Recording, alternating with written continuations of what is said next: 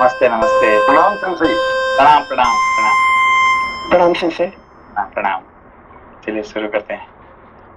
हाँ प्रणाम। सेंसे। प्रणाम प्रणाम प्रणाम प्रणाम। पेज नंबर 292, श्लोक संख्या 26। तुम्हारी यह बुद्धि विशाल है, तुम्हारा यह महान अभ्युदय है, और तुम्हारे लिए यह स्वर्ग का मार्ग मिल गया है, क्योंकि तुम श्री राम का अनुसरण कर रहे हो। एक मिनट, श्लोक संख्या 24 से पढ़ते हैं, थोड़ा बैक हो जाएगा। विदेह नंदिनी सीता कृतार्थ हो गई, क्योंकि वे पतिव्रत धर्म में तत्पर रहकर छाया की भांति पति के पीछे पीछे चली जा रही हैं। Anil sir, way which Shri page? Page number 292, 292, Okay, thank you. श्लोक संख्या 24। विदेह नंदिनी सीता कृतार्थ हो गई, क्योंकि वे पतिव्रत धर्म में तत्पर रहकर छाया की भांति पति के पीछे पीछे चली जा रही हैं। वे श्री राम का साथ उसी प्रकार नहीं छोड़ती हैं जैसे सूर्य की प्रभा मेरु पर्वत का त्याग नहीं करती है। अहो लक्ष्मण, तुम भी कृतार्थ हो गए, क्योंकि तुम सदा प्रिय वचन बोलने वाले अपने देवतुल्य भाई की वन में सेवा करोगे। तुम्हारी यह बुद्धि विशाल है, तुम्हारा यह महान अभ्युदय है, और तुम्हारे लिए यह स्वर्ग का मार्ग मिल गया है, क्योंकि तुम श्री राम का अनुसरण कर रहे हो। देखो ये लक्ष्मण जी कैसे अनुसरण कर पा रहे हैं और बाकी लोग क्यों नहीं कर पा रहे? सिंसे सिंगल पॉइंटेडनेस, सिंसे राम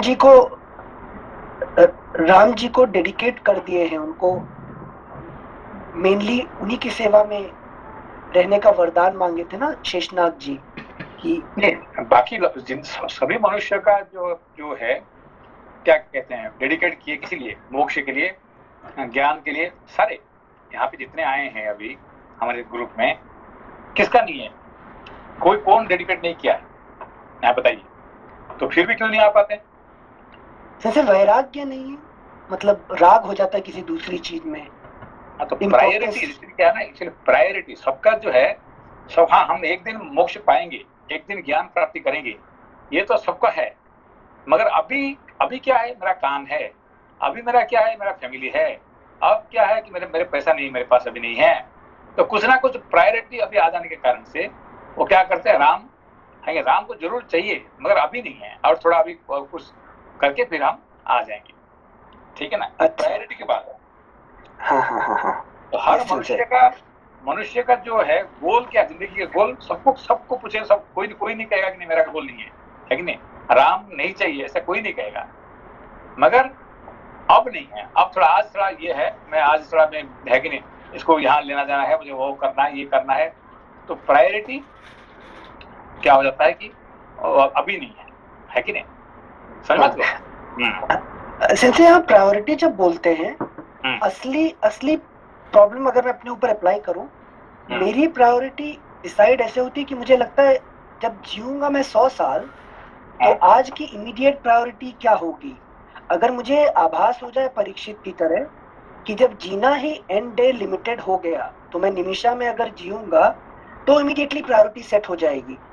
लेकिन मुझे कैसा, एक बोलते हैं अननोन विश्वास है, मतलब क्यों है पता नहीं, कि मैं जाके 100 साल में शरीर त्यागूंगा, तो हाउ अबाउट 40 साल तक एंजॉय करूं, फिर थोड़ा थोड़ा पढ़ता रहूं, फिर 60 साल बाद पढ़ना चालू करूंगा।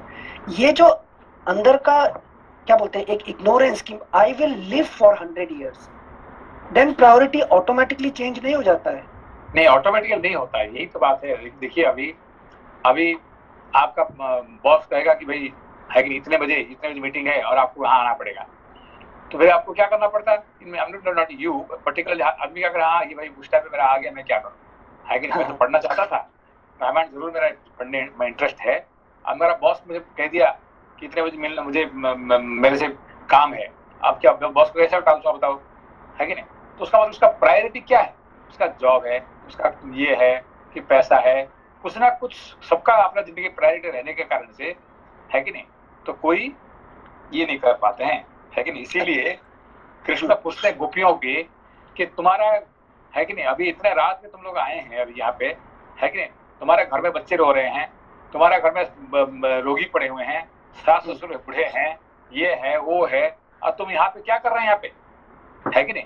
तो उन्होंने क्या कहे, अरे भाई कुछ भी हो जाए मुझे क्या, हमें क्या फर्क है, हम तो यहाँ जब आप आ गए तो आप नहीं बुलाते तो फिर हम नहीं आते थे, है कि नहीं? आप बुला दिया तो फिर हम रात को 12 क्या 1 बजे का 2 बजे का है, लोग क्या कहेंगे, अरे लोग क्या कहे, कौन हु केयर्स, है कि नहीं? तो वहां पे गोपी का फिलोसफी, है कि नहीं, तो हमने जो गलती किया था लास्ट जन्म में, है कि ना, प्रायोरिटी करके आपको पीछे छोड़ दिया था, अब दोबारा हम ये नहीं करना चाहते हैं, ठीक है ना? अच्छा अच्छा, हाँ सेंसे, ओके सेंसे। सेंसे मतलब गोपियों को भी पता है, उनको ये आभास है कि पिछले जन्म में गलती की थी ना, मुझे इस जन्म में, ये तो सब क्या कहते हैं, ऋषि थे ना, ऋषि थे ना, उनका ज्ञान पूरा लीला कर रहे हैं वो, है कि नहीं? कृष्ण के साथ लीला कर रहे थे, ठीक है ना? हाँ हाँ हाँ। सेंसे एक मिनट थोड़ा इसमें थोड़ा सा गुड़ में जाएंगे पूछने के लिए अपने ऊपर, मेरी प्रायोरिटी, क्योंकि इमीडिएटली ऐसा अंधविश्वास क्यों होता है कि I will live for long, why I can not limit my priority to here and now immediately? नहीं, ये लिविंग की बात करते हैं ना, कि जो अभी हॉस्पिटल में जाइए, जो आदमी को डॉक्टर कह चुका है कि भाई आज एक रात ही रहेगा, है कि कल तो मरने वाला है कि तो एक रात के लिए वो जिंदा, उसको पता है, नहीं तो जिसको फांसी आने वाला है, आज कल सुबह उसको 10 बजे सुबह फांसी होगा, तो क्या अभी क्या जाएगा, ज्ञान के लिए जाएगा क्या वो, है कि नहीं? वो अपना ढूंढने का प्रायोरिटी क्या, भाई मैं मरने से पहले मैं अपना जो जिसको मैं प्यार करता हूँ उसको मिल जाऊँ, ये कर लो, है कि नहीं? मेरा उसका सब प्रायोरिटी निकलेगा उस दिन में, है कि नहीं? Okay okay okay, got it. मतलब इवन इफ आई नो कि लास्ट में क्या है, उसमें भी मेरा प्रायोरिटी मेरी ड्यूटी के हिसाब से ही होगा, फिक्स हो जाएगा, है कि नहीं? अच्छा। मेरे लिए मेरा ये काम है, वो काम है, हर आदमी का एक प्रायोरिटी है, जिसकी वजह से अभी लक्ष्मण के लिए अपना बीवी प्रायोरिटी नहीं है, अपना माँ प्रायोरिटी नहीं, अपना पिताजी प्रायोरिटी नहीं है, देश प्रायोरिटी नहीं है, सबको उसने दी करके, है कि नहीं, लात मार के, है कि सीधा चले गए, है कि मेरा जिंदगी के पास एक ही प्रायोरिटी है, आई डोंट केयर एनीबॉडी, है कि नहीं? राइट। ये यही लक्ष्मण कर सकते हैं और दूसरा कोई नहीं कर सकता, ठीक है ना? अरे वाह, thank you sensei, thank you sensei. श्लोक संख्या 26। तुम्हारी यह बुद्धि विशाल है, तुम्हारा यह महान अभ्युदय है, और तुम्हारे लिए यह स्वर्ग का मार्ग मिल गया है, क्योंकि तुम श्री राम का अनुसरण कर रहे हो। ऐसी बातें कहते हुए वे पूर्वासी मनुष्य उमड़े हुए आंसुओं का वेग ना सह सके।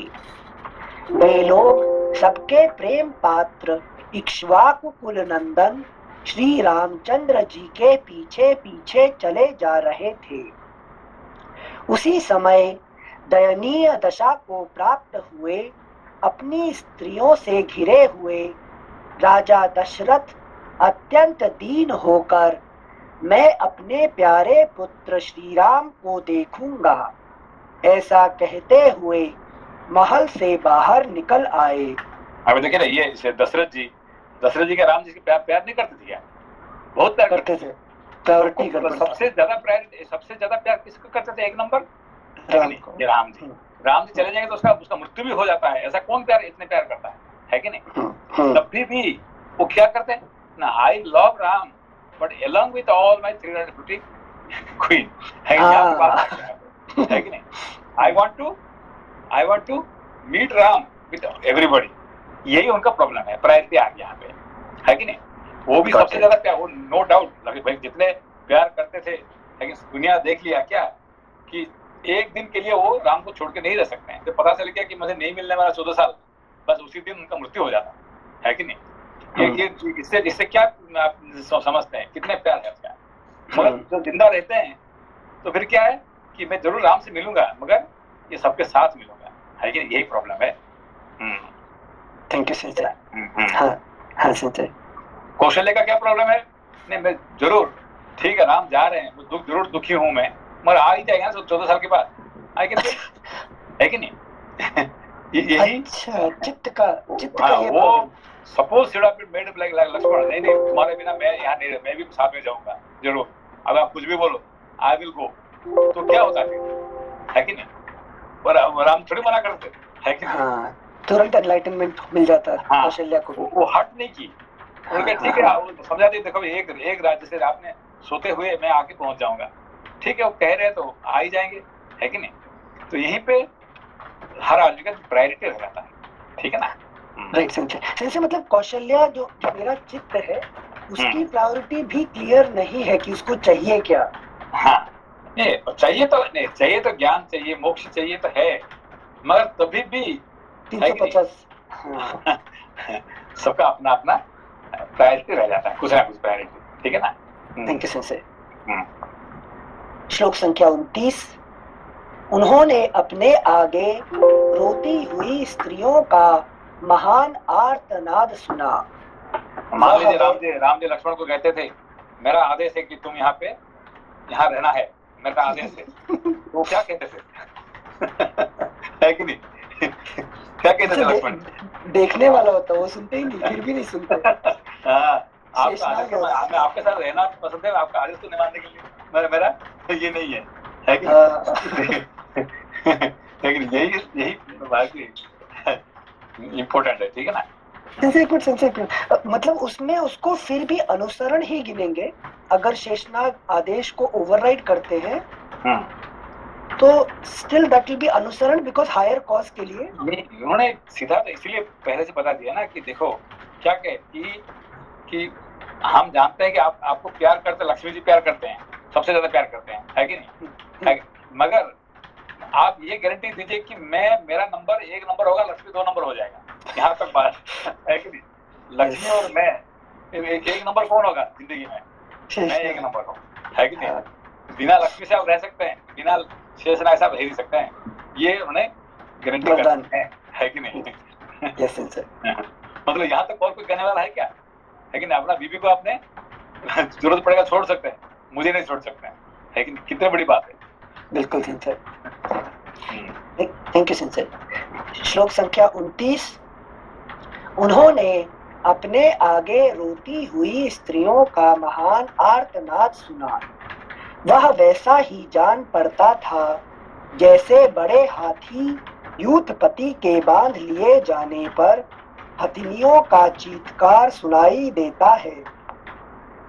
उस समय श्रीराम के पिता ककुत्स्थवंशी श्रीमान राजा दशरथ उसी तरह खिन्न जान पड़ते थे जैसे पर्व के समय राहु से ग्रस्त होने पर पूर्ण चंद्रमा श्रीहीन प्रतीत होते हैं।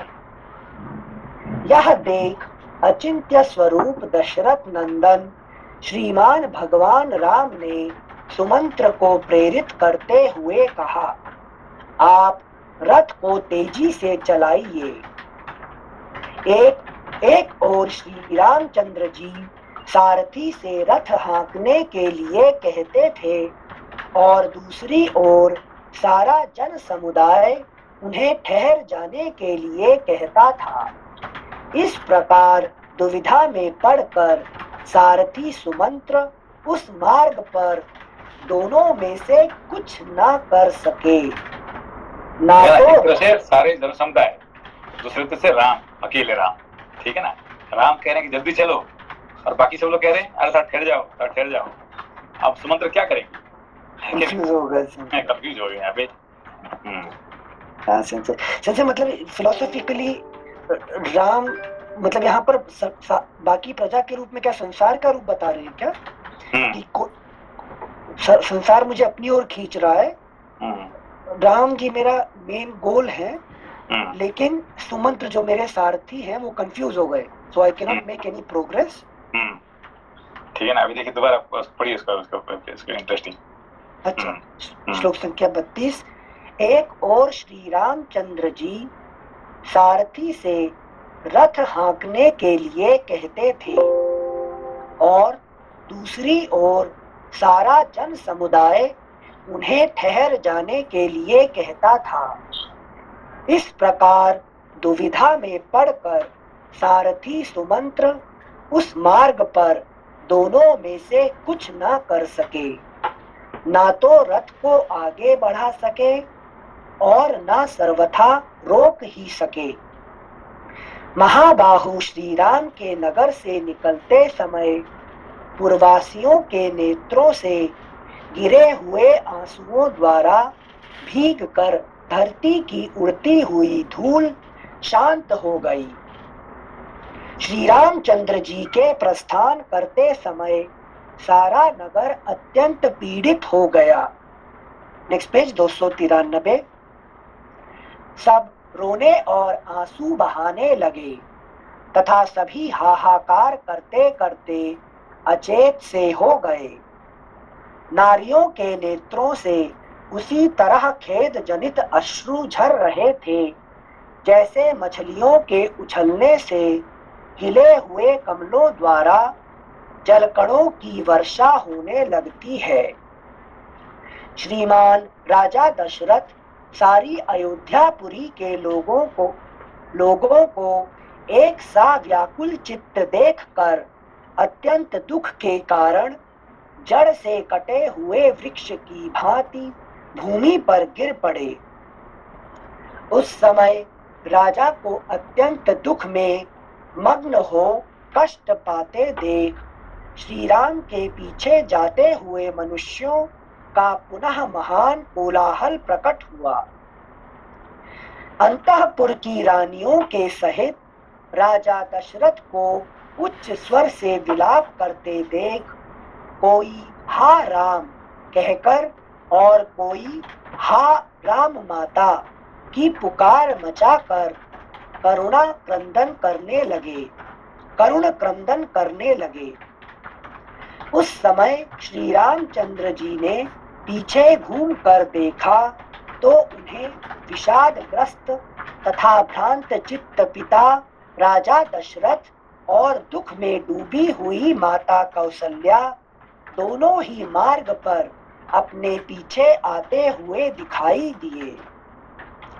जैसे रस्सी में बंधा हुआ घोड़े का बच्चा अपनी मां को नहीं देख पाता, उसी प्रकार धर्म के बंधन में बंधे हुए श्री रामचंद्र जी अपनी माता की ओर स्पष्ट रूप से न देख सके। जैसे रस्सी में बंधा हुआ घोड़े का बच्चा अपनी मां को नहीं देख पाता, उसी प्रकार धर्म के बंधन में बंधे हुए श्री रामचंद्र जी अपनी माता की ओर स्पष्ट रूप से न देख सके। जो सवारी पर चलने योग्य, दुख भोगने के अयोग्य और सुख भोगने के ही योग्य थे, उन माता पिता को पैदल ही अपने पीछे पीछे आते देख श्री रामचंद्र जी ने सारथी को शीघ्र रथ हाँकने के लिए प्रेरित किया। जैसे अंकुश से पीड़ित किया हुआ गजराज उस कष्ट को नहीं सहन कर पाता है, उसी प्रकार पुरुष सिंह श्री राम के लिए माता पिता को इस दुखद अवस्था में देखना असह्य हो गया। जैसे बंधे हुए बछड़े वाली सवत्सा गौ शाम को घर की ओर लौटते समय बछड़े के स्नेह से दौड़ी चली आती है, उसी प्रकार श्री राम की माता कौसल्या उनकी ओर दौड़ी आ रही थी। हा राम, हा राम, हा सीते, हा लक्ष्मण की रट लगाती और रोती हुई कौसल्या उस रथ के पीछे दौड़ रही थी। वे श्री राम, लक्ष्मण और सीता के लिए नेत्रों से आंसू बहा रही थी एवं इधर उधर नाचती, चक्कर लगाती सी डोल रही थी। इस अवस्था में माता कौसल्या को श्री रामचंद्र जी ने बारंबार देखा। राजा दशरथ चिल्ला कर कहते थे, सुमंत्र ठहरो। किंतु श्री रामचंद्र जी कहते थे, आगे बढ़िए, शीघ्र आगे बढ़िए। उन दो प्रकार के आदेशों में पड़े हुए बेचारे सुमंत्र का मन उस समय दो पहियों के बीच में फंसे हुए मनुष्य का सा हो रहा था। उस समय श्री राम ने सुमंत्र से कहा, यहाँ अधिक विलंब करना मेरे और पिताजी के लिए दुख ही नहीं, महान दुख का कारण होगा। इसलिए रथ आगे बढ़ाइए। लौटने पर महाराज उलाहना दे तो कह दीजिएगा, मैंने आपकी बात नहीं सुनी। अंत में श्री राम के ही आदेश का पालन करते हुए सारथी ने पीछे से आने वाले लोगों से जाने की आज्ञा ली और स्वतः चलते हुए घोड़ों को भी तीव्र गति से चलने के लिए हाँका। राजा दशरथ के साथ आने वाले लोग मन ही मन श्री राम की परिक्रमा करके शरीर मात्र से लौटे, मन से नहीं लौटे, क्योंकि वह उनके रथ की अपेक्षा भी तीव्रगामी था। Next page 294। दूसरे मनुष्यों का समुदाय शीघ्रगामी मन और शरीर दोनों से ही नहीं लौटा। वे सब लोग श्री राम के पीछे पीछे दौड़े चले गए। इधर मंत्रियों ने महाराज दशरथ से कहा, राजन, जिसके लिए यह इच्छा की जाए कि वह पुनः शीघ्र लौट आए, उसके पीछे दूर तक नहीं जाना चाहिए। सर्वगुण संपन्न राजा दशरथ का शरीर पसीने से भीग रहा था। वे विषाद के मूर्तिमान स्वरूप जान पड़ते थे। अपने मंत्रियों की उपर्युक्त बात सुनकर वे वहां खड़े हो गए और रानियों सहित अत्यंत दीन भाव से पुत्र की ओर देखने लगे। इस प्रकार श्री वाल्मीकि निर्मित आर्ष रामायण आदि काव्य के अयोध्या कांड में 40वां सर्ग पूरा हुआ। 41 सर्गः। श्री राम के वन गमन से रनवास की स्त्रियों का विलाप तथा नगर निवासियों की शोकाकुल अवस्था। पुरुष सिंह श्री राम ने माताओं सहित पिता के लिए दूर से ही हाथ जोड़ रखे थे। उसी अवस्था में जब वे रथ द्वारा नगर से बाहर निकलने लगे, उस समय रनवास की रानियों में बड़ा हाहाकार मच गया। वे रोती हुई कहने लगी, हाय, जो हम अनाथ, दुर्बल और शोचनीय जनों की गति, सब सुखों की प्राप्ति कराने वाले और शरण, समस्त आपत्तियों से रक्षा करने वाले थे, वे हमारे नाथ, मनोरथ पूर्ण करने वाले श्री राम कहाँ चले जा रहे हैं। जो किसी के द्वारा झूठा कलंक लगाए जाने पर भी क्रोध नहीं करते थे, क्रोध दिलाने वाली बातें नहीं कहते थे, वे और रूठे हुए सभी लोगों को मनाकर प्रसन्न कर लेते थे। वे दूसरों के दुख में संवेदना प्रकट करने वाले राम कहाँ जा रहे हैं। जो महातेजस्वी महात्मा श्री राम अपनी माता कौशल्या के साथ जैसा बर्ताव करते थे, वैसा ही बर्ताव हमारे साथ भी करते थे। वे कहाँ चले जा रहे हैं। कैकेयी के द्वारा क्लेश में डाले गए महाराज के वन जाने के लिए कहने पर, महाराज के वन जाने के लिए कहने पर हम लोगों की अथवा समस्त जगत की रक्षा करने वाले श्री रघुवीर कहाँ चले जा रहे हैं। अहो, ये राजा बड़े बुद्धिमान हैं, जो कि जीव जगत के आश्रयभूत धर्मपरायण सत्यव्रती श्री राम को वनवास के लिए देश निकाला दे रहे हैं। अहो, ये राजा बड़े बुद्धिहीन हैं, जो कि जीव जगत के आश्रयभूत धर्मपरायण सत्यव्रती श्री राम को वनवास के लिए देश निकाला दे रहे हैं। इस प्रकार वे सब की सब रानियां बछड़ों से बिछुड़ी हुई गौओं की तरह दुख से आर्त होकर रोने और उच्च स्वर से क्रंदन करने लगी। 6 नंबर समझ में आया? जिनसे दशरथ को ये बुद्धिहीन कह रहे हैं ना। इसका अर्थ क्या हुआ? 6 नंबर दोबारा पढ़िए। 6 नंबर।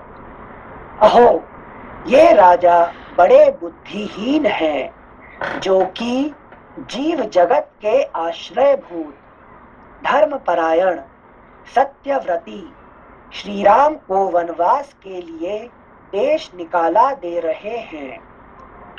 देखिए यहाँ पे ये रामायण और महाभारत दो जो ग्रंथ है, दो एपिक है, ठीक है ना। इनमें से क्या फर्क है कि क्या फर्क क्या दिख रहे हैं आप रामायण महाभारत में? अच्छा, राम जी को पुरुष रूप में, मतलब आइडियल मैन, एक अच्छा उत्तम पुरुष के रूप में दिखाया जा रहा है। तो ज्यादा लीलाएं टाइप का नहीं है कि वो बहुत शक्तिशाली हैं। नहीं, ये नहीं। मैं रामायण और महाभारत में एक बहुत बड़ी आपको डिफरेंस दिखने मिलेगा आपको, ठीक है ना। क्या उसमें दिखे दोनों में कि महाभारत के अंदर में है कि नहीं, स्टोरी और जो ज्ञान, ये दोनों क्या कहते हैं, हम मतलब बहुत टाइम पे अलग रहता है, ठीक है ना। जैसे पूरा गीता का जो 18 अध्याय गीता आता है, गीता और ये स्टोरी को अपने स्टोरी से कनेक्टेड ज्यादा नहीं है, ठीक है ना। ठीक है, कृष्ण कह रहे हैं अर्जुन को क्योंकि उन्होंने ये तो ठीक है, मगर बाकी जो जितने कह रहे हैं स्टोरी से इतने कनेक्टेड नहीं है, समझे मत को। अच्छा, जितने भी इवेंट हो रहे हैं वो एग्जैक्टली जो 18 अध्याय गीता जो है कि नहीं, तो पहला अध्याय तो थोड़ा बहुत है जरूर, पहला अध्याय स्टोरी से कनेक्टेड है। बाकी जो दूसरा अध्याय से लेके 18 अध्याय तक स्टोरी से कोई ज्यादा कनेक्टेड है क्या? महाभारत से कनेक्टेड नहीं, पूरा स्टोरी से नहीं है। इसलिए इसको अलग ग्रंथ बना सकते हैं, ठीक है ना। अच्छा, मगर रामायण में क्या देखेंगे, आपको देखेंगे कि एवरी है कि नहीं verse is connected with story, है कि नहीं, समझ में आपको। जो भी वो यहाँ पे कह रहे हैं स्टोरी का माध्यम से कह रहे हैं, नॉट अनकनेक्टेड विद स्टोरी कुछ भी नहीं है यहाँ पे, समझ में आया आपको? यस सेंसे इसी रीजन से रामायण से और ग्रंथ नहीं निकल सकते। फिर जैसे सब पार्ट में गीता निकल गए महाभारत से, वैसा स्टोरी से डिस्कनेक्ट करके एक नया ग्रंथ नहीं बना सकते फिर रामायण से। रामायण का स्पेशलिटी यही है कि हर श्लोक जो है कोई ना कोई कैरेक्टर से जुड़ी हुई है, ठीक है ना। अच्छा। आप देखेंगे कि ये है कि नहीं, मंथरा के साथ जुड़े हुए कहानी हो गया, है कि नहीं, सुमंत्र के साथ जुड़ी हुई कहानी हो गई। हर वर्ष किसी न किसी स्टोरी से आपको पूर्ण जुड़ी हुई है, ठीक है ना। अभी समझ में आया बात को? हाँ सुनते। यस। आप देखिए 6 नंबर जो वर्ष है, ये दोबारा पढ़िए इसको, 6 नंबर। से अहो, ये राजा बड़े बुद्धिहीन हैं, जो कि जीव जगत के आश्रयभूत धर्मपरायण सत्यव्रती श्री राम को वनवास के लिए देश निकाला दे रहे हैं। यहाँ पे देखिए, यहाँ तो स्टोरी कनेक्टेड कौन है? एक राजा दशरथ है जो कि है कि नहीं राम को वनवास दे रहे हैं, यहाँ से ये स्टोरी खत्म हो गया, ठीक है ना। तो और यहाँ फिर आपके साथ पुत्र से करण करने से क्या होगा? ये राजा मतलब ईगो, अहंकार बुद्धि के साथ ज्वाइन नहीं कर रहा है, इसलिए वो ज्ञान या मोक्ष के मार्ग को डिले करता रहता है, इंपॉर्टेंस नहीं देता या प्रायोरिटी नहीं देता। हाँ, क्योंकि देखिए ये क्या हो, ये राजा बड़ी बुद्धिहीन है कि नहीं। कौन राजा? ये अहंकार यहाँ का हमारे ये पर्सनालिटी, हमारा पर्सनालिटी राजा कौन है? अहंकार। ये अहंकार बड़ी बुद्धिहीन है। क्यों बड़ी बुद्धिहीन है? कि वो क्या करता है कि हमेशा है कि नहीं, ज्ञान मोक्ष को क्या करता है? हमेशा डिले करता है कि नहीं? तो हमेशा कल कल, अरे कल तो मरने वाला है, ऐसे मर जाएगा, मगर उसको आज नहीं करेगा, है कि नहीं? ओके ओके, और थोड़ा अब, है कि नहीं, और थोड़ा ये कर लूंगा, वो कर लूंगा, ऐसे करके वो डिले करते रहेगा। ठीक है ना? ये बात समझे बात को? हाँ सही से। तो एक तरह से कहानी, एक तरह से कहानी हो गया दशरथ के साथ, फिर दूसरी तरह से अपने अंदर में अहंकार की, है कि नहीं, स्टोरी हो गया इसमें से, है कि नहीं? इस तरह से सारे जुड़े हुए हैं। थैंक यू सिंसे। श्लोक संख्या 6। अहो, ये राजा बड़े बुद्धिहीन हैं, जो कि जीव जगत के आश्रयभूत धर्मपरायण सत्यव्रती श्री राम को वनवास के लिए देश निकाला दे रहे हैं। इस प्रकार वे सब की सब रानियां बछड़ों से बिछुड़ी हुई गौओं की तरह दुख से आर्त होकर रोने और उच्च स्वर से क्रंदन करने लगी। अंतःपुर में वह घोर आर्तनाद सुनकर पुत्र शोक से संतप्त हुए महाराज दशरथ बहुत दुखी हो गए। उस दिन अग्निहोत्र बंद हो गया, गृहस्थों के घर भोजन नहीं बना, प्रजाओं ने कोई काम नहीं किया, सूर्यदेव अस्ताचल को चले गए, हाथियों ने मुंह में लिया हुआ चारा छोड़ दिया, गौओं ने बछड़ों को दूध नहीं पिलाया, और पहले पहल पुत्र को जन्म देकर भी कोई माता प्रसन्न नहीं हुई। अब देखिए, ये जो श्लोक है, वाल्मीकि जी इसको रिपीट करते हैं, फिर दोबारा आएगा ये श्लोक, है कि नहीं? एक ही श्लोक, लेकिन दोबारा फिर उसको रिपीट करते हैं। क्यों? जब हमारी जिंदगी से ज्ञान मोक्ष सत्य चला जाता है, क्या होता है? ऐसे सिचुएशन आ जाता है कि नहीं? है कि जब हम इसको छोड़ के लड़ाई झगड़ा मारपीट इसमें कुछ लग जाते हैं, तो क्या करते हैं? सब छोड़ देते हैं, है कि नहीं? ज्ञान हम क्या करते हैं? अग्निहोत्र छोड़ देते हैं, सब कुछ छोड़ छाड़ करके, लेकिन क्या करते हैं? ये देखिए यहाँ पे इस श्लोक रिपीट करते हैं, वाल्मीकि रिपीट करते हैं, बाद में फिर दोबारा यही श्लोक आएगा फिर। अच्छा। थैंक यू सिंसे। यहाँ पर गौओं ने बछड़ों को दूध नहीं पिलाया, गृहस्थों ने खाना नहीं बना, इसका मतलब these are all natural thing जो शास्त्र विधि से करते हैं। आपका हमारे जिंदगी में देखिए, जब आपने है कि घर में लड़ाई होता है तो क्या करते हैं? सब कुछ बंद, खाना नहीं खाऊंगा, घर छोड़ के हम खाना नहीं खाएंगे तो ठीक है, खाना नहीं बनाओगे, लेकिन खाना नहीं बनाएंगे, है कि नहीं? तो खाना नहीं बनाने से क्या होगा? बच्चे भी भूखे रहेंगे, फिर ये भी रहेंगे, फिर हम पूजा नहीं करेंगे, आज वो है अग्निहोत्र नहीं करेंगे, ये सब धीरे धीरे ये सब शुरू हो जाता है कि नहीं? श्लोक संख्या 9। तो अपने जिंदगी में ही सब इस्तेमाल करिए, है कि नहीं? ये कहानी से है कि नहीं, ये तो फिर कोई मतलब नहीं रहेगा, है कि नहीं? थैंक यू सिंसे। श्लोक संख्या 9-10। उस दिन अग्निहोत्र बंद हो गया, गृहस्थों के घर भोजन नहीं बना, प्रजाओं ने कोई काम नहीं किया, सूर्यदेव अस्ताचल को चले गए, हाथियों ने मुंह में लिया हुआ चारा छोड़ दिया, गौओं ने बछड़ों को दूध नहीं पिलाया, और पहले पहल पुत्र को जन्म देकर भी कोई माता प्रसन्न नहीं हुई। त्रिशंकु, मंगल, गुरु, बुध तथा अन्य समस्त ग्रह, शुक्र, शनि आदि रात में वक्र गति से चंद्रमा के पास पहुंचकर दारुण क्रूर कांति युक्त होकर स्थित हो गए। Next page 295। नक्षत्रों की कांति फीकी पड़ गई और ग्रह निस्तेज हो गए, वे सब के सब आकाश में विपरीत मार्ग पर स्थित हो धूमाच्छन्न प्रतीत हो रहे थे। आकाश में छाई हुई मेघमाला वायु के वेग से उमड़े हुए समुद्र के समान प्रतीत होती थी। श्री राम के वन को जाते समय वह सारा नगर जोर जोर से हिलने लगा वहां भूकंप आ गया। समस्त दिशाएं व्याकुल हो उठी। उनमें अंधकार सा छा गया। ना कोई ग्रह प्रकाशित होता था, ना नक्षत्र। सहसा सारे नागरिक दीन दशा को प्राप्त हो गए। किसी ने भी आहार या विहार में मन नहीं लगाया। अयोध्यावासी सब लोग शोक परंपरा से संतप्त हो निरंतर लंबी सांस खींचते हुए राजा दशरथ को कोसने लगे।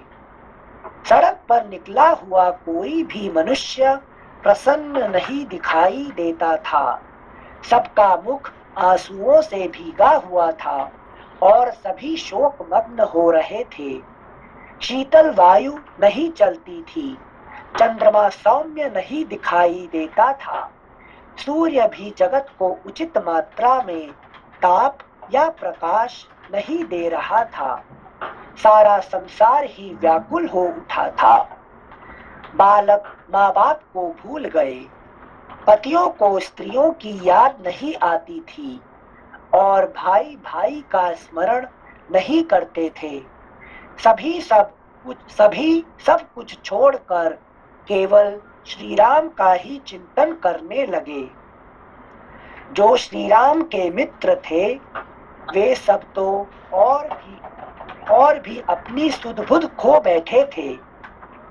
शोक के भार से आक्रांत होने के कारण वे रात में सोए तक नहीं। इस प्रकार सारी अयोध्यापुरी श्री राम से रहित होकर भय और शोक से प्रज्वलित सी होकर उसी प्रकार घोर हलचल में पड़ गई जैसे देवराज इंद्र से रहित हुई मेरू पर्वत सहित यह पृथ्वी डगमगाने लगती थी। यह पृथ्वी डगमगाने लगती है। हाथी, घोड़े और सैनिकों सहित उस नगरी में भयंकर आर्तनाद होने लगा। इस प्रकार श्री वाल्मीकि निर्मित आर्ष रामायण आदि काव्य के अयोध्या कांड में 41वां सर्ग पूरा हुआ। द्विचत्वारिंशः सर्गः।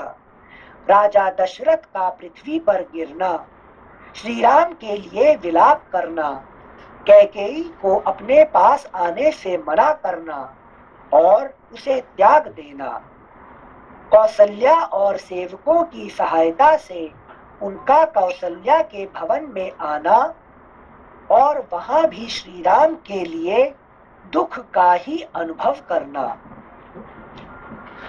वन की ओर जाते हुए श्री राम के रथ की धूल जब तक दिखाई देती रही तब तक इक्ष्वाकु वंश के स्वामी राजा दशरथ ने उधर से अपनी आंखें नहीं हटाई। वे महाराज अपने अत्यंत धार्मिक प्रिय पुत्र को जब तक देखते रहे तब तक पुत्र को देखने के लिए उनका शरीर मानो पृथ्वी पर बढ़ रहा था। वे ऊंचे उठ उठकर उनकी ओर निहार रहे थे। जब राजा को श्री राम के रथ की धूल भी नहीं दिखाई देने लगी तब वे अत्यंत आर्त और विषादग्रस्त हो पृथ्वी पर गिर पड़े। Next page 296।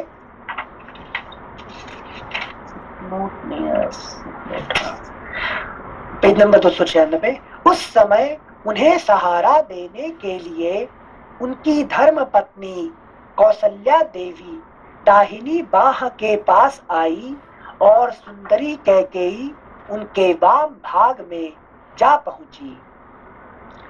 कैकेयी को देखते ही नय, विनय और धर्म से संपन्न राजा दशरथ की समस्त इंद्रियां व्यथित हो उठी। वे बोल उठे, पाप पूर्ण विचार रखने वाली कैकेयी, तू मेरे अंगों का स्पर्श न कर। मैं तुझे देखना नहीं चाहता। तू ना तो मेरी भार्या है और ना बांधवी।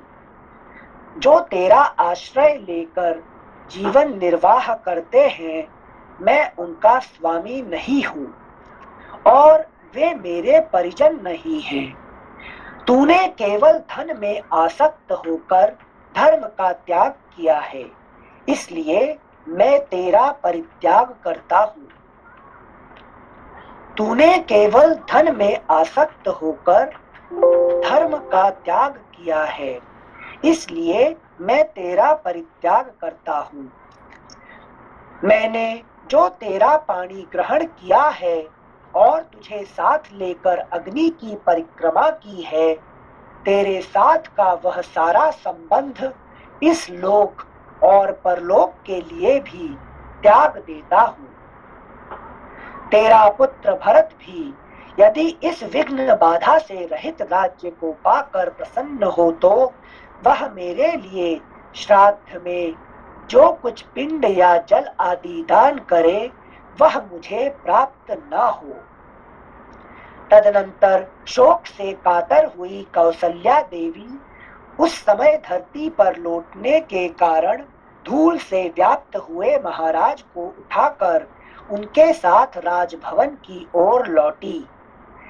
जैसे कोई जानबूझकर स्वेच्छा पूर्वक ब्राह्मण की हत्या कर डाले अथवा हाथ से प्रज्वलित अग्नि का स्पर्श कर ले और ऐसा करके संतप्त होता रहे, उसी प्रकार धर्मात्मा राजा दशरथ अपने ही दिए हुए वरदान के कारण वन में गए हुए श्री राम का चिंतन करके अनुतप्त हो रहे थे। राजा दशरथ बारंबार पीछे लौटकर रथ के मार्गों पर देखने का कष्ट उठाते थे। उस समय उनका रूप राहुग्रस्त सूर्य की भांति अधिक शोभा नहीं पाता था। वे अपने प्रिय पुत्र का बारंबार स्मरण करके दुख से आतुर हो विलाप करने लगे। वे बेटे को नगर की सीमा पर पहुंचा हुआ समझकर इस प्रकार कहने लगे, हाय, मेरे पुत्र को वन की ओर ले जाते हुए श्रेष्ठ वाहनों घोड़ों के पद चिन्ह तो मार्ग में दिखाई देते हैं, परंतु उन महात्मा श्री राम का दर्शन नहीं हो रहा है।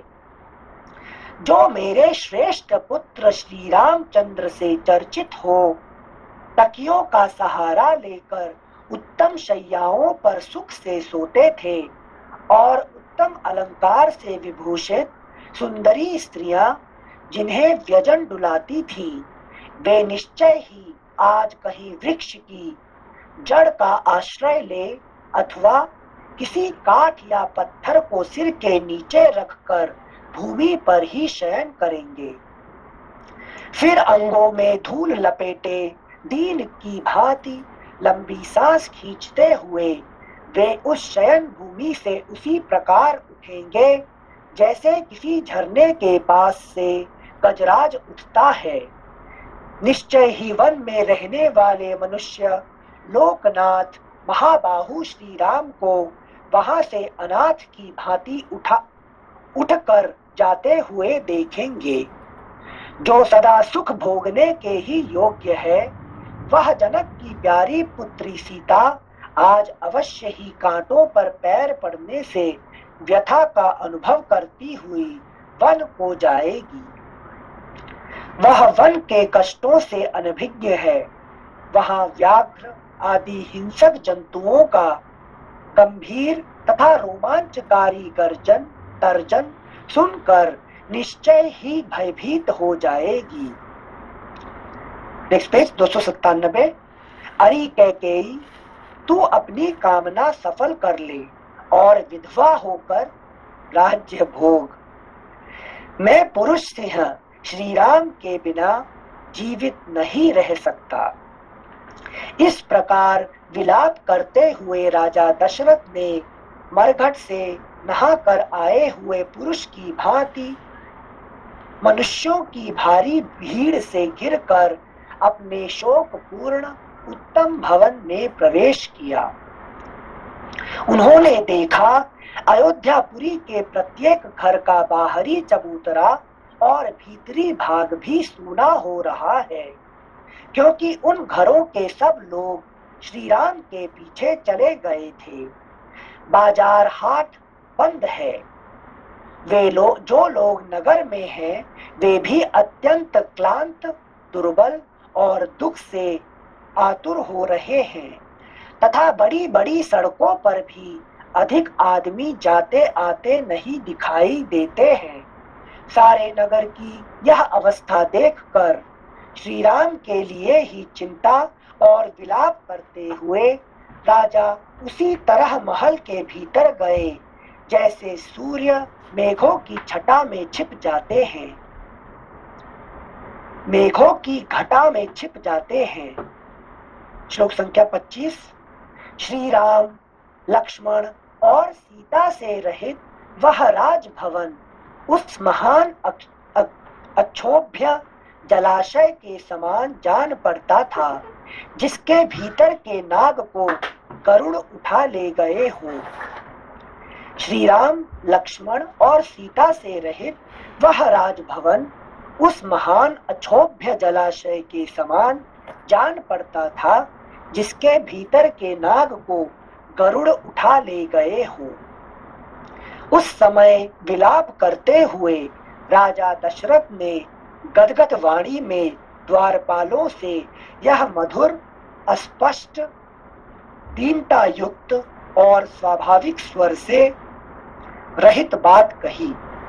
मुझे शीघ्र ही श्री राम, माता कौशल्या के घर में पहुंचा दो, क्योंकि मेरे हृदय को और कहीं शांति नहीं मिल सकती।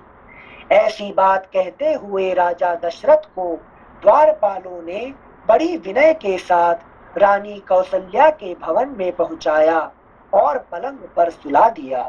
वहां कौशल्या के भवन में प्रवेश करके पलंग पर आरूढ़ हो जाने पर भी राजा दशरथ का मन चंचल एवं मलिन ही रहा।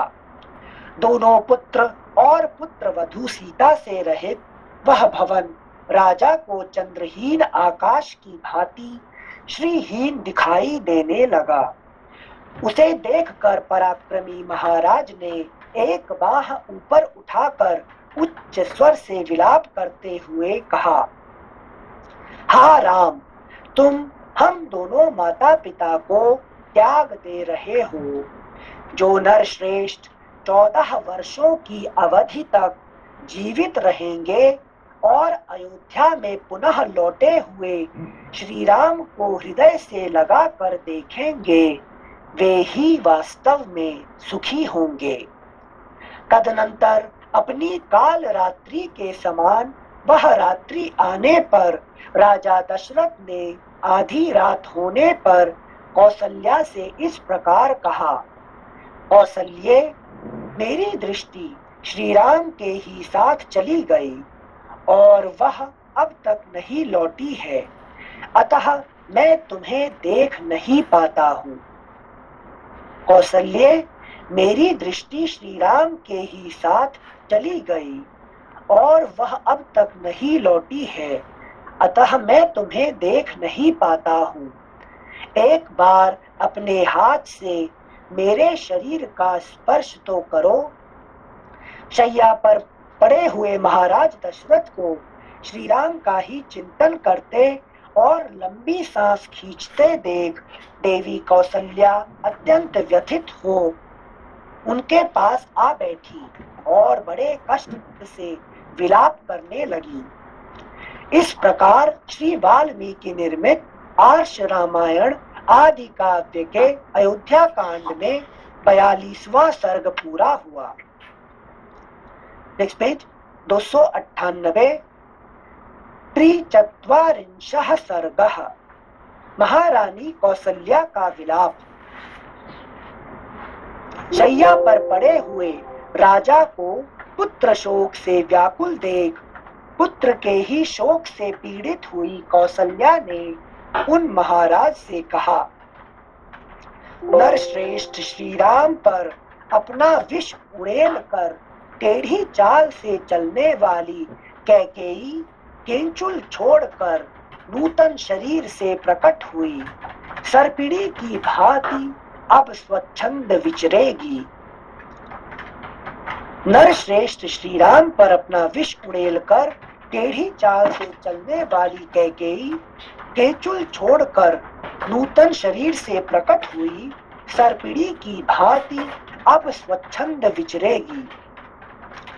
जैसे घर में रहने वाला दुष्ट सर्प बारंबार भय देता रहता है, उसी प्रकार श्री रामचंद्र को वनवास देकर सफल मनोरथ हुई सुभगा कैकेयी सदा सावधान होकर मुझे त्रास देती रहेगी।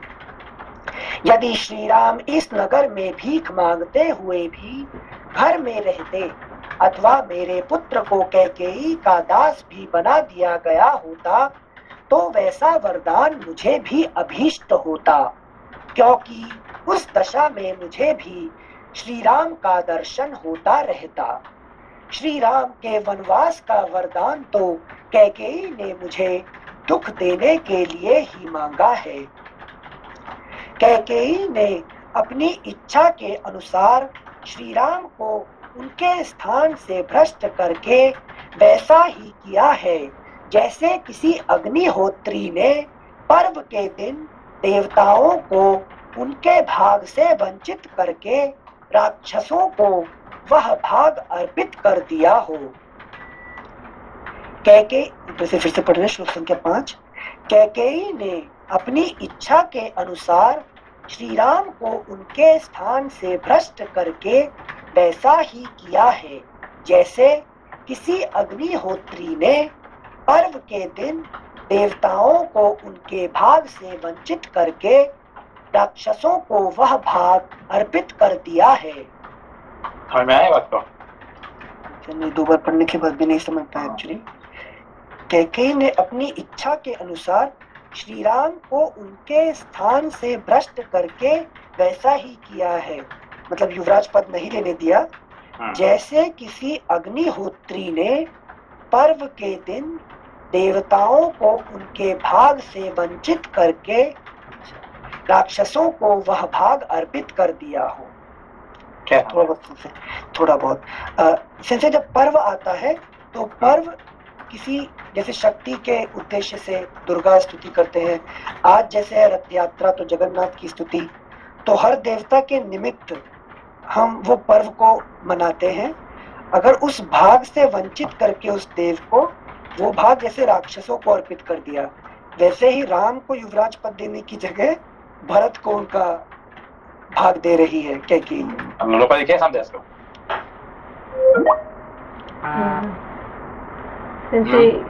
ये बोल रहे हैं कि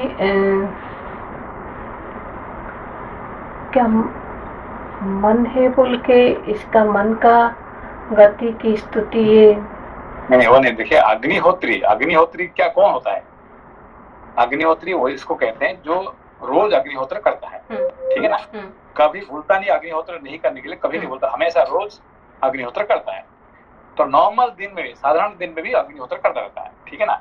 मगर जब पर्व का दिन में तो देवता लोग पर्टिकुलरली वो वेट करते हैं कि हमें कोई हमारे लिए कोई अग्निहोत्र करे, ठीक है ना? आज हमने क्या किया, हम लोगों ने बाबा जी, हम लोग है इंद्राय स्वाहा इदम इंद्राय इदम नमः अग्नये स्वाहा, है कि नहीं? सारे देवताओं को आज हम लोग अग्निहोत्र किए, ठीक है ना?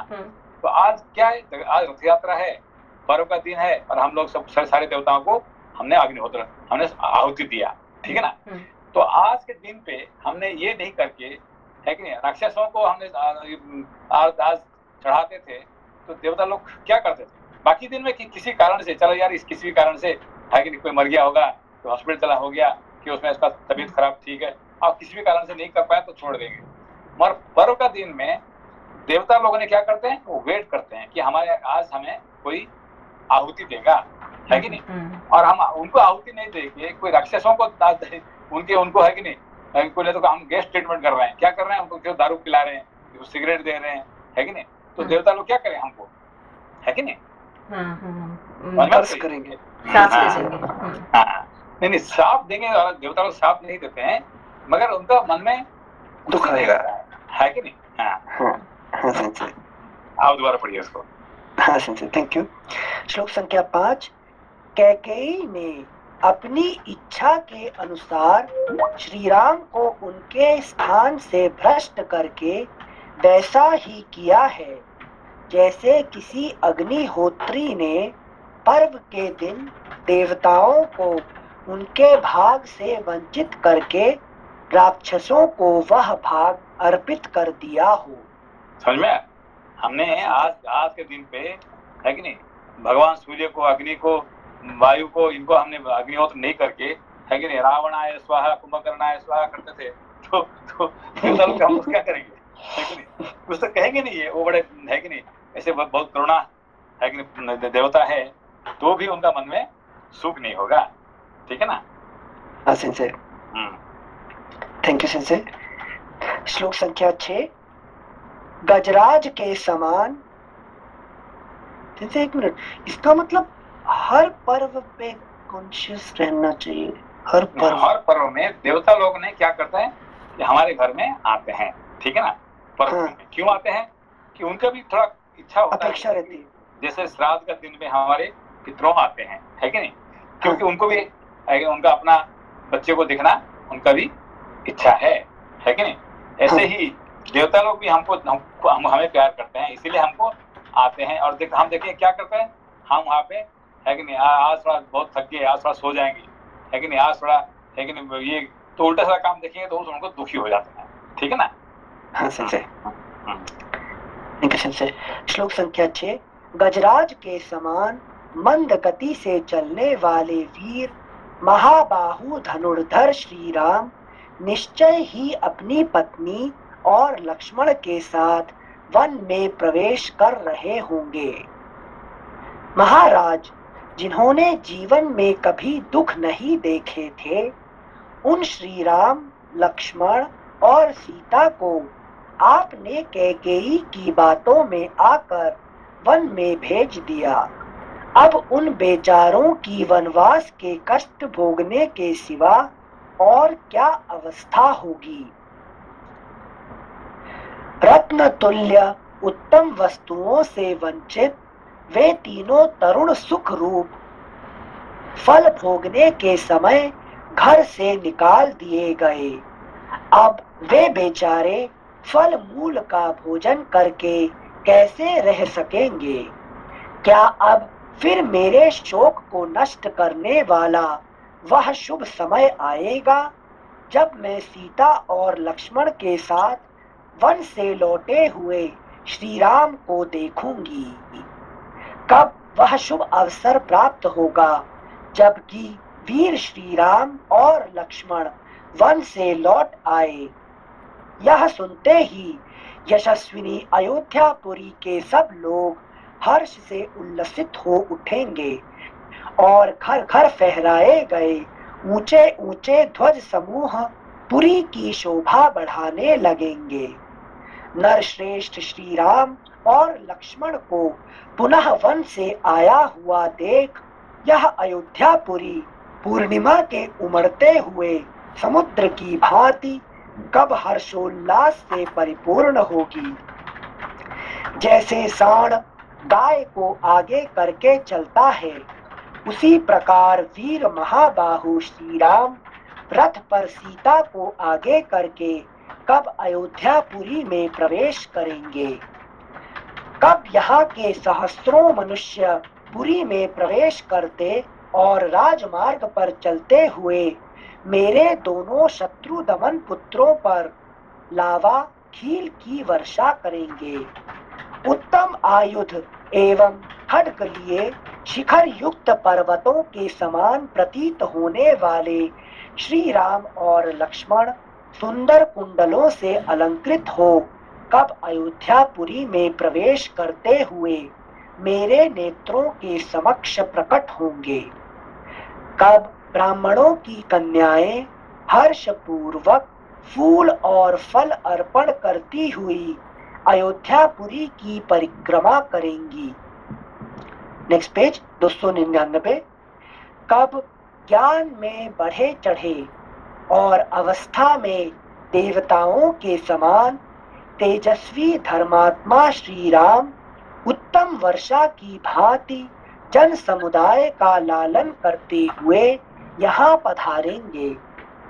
वीर, इसमें संदेह नहीं कि पूर्व जन्म में मुझ नीच आचार विचार वाली नारी ने बछड़ों के दूध पीने के लिए उद्यत होते ही उनकी माताओं के स्तन काट दिए होंगे।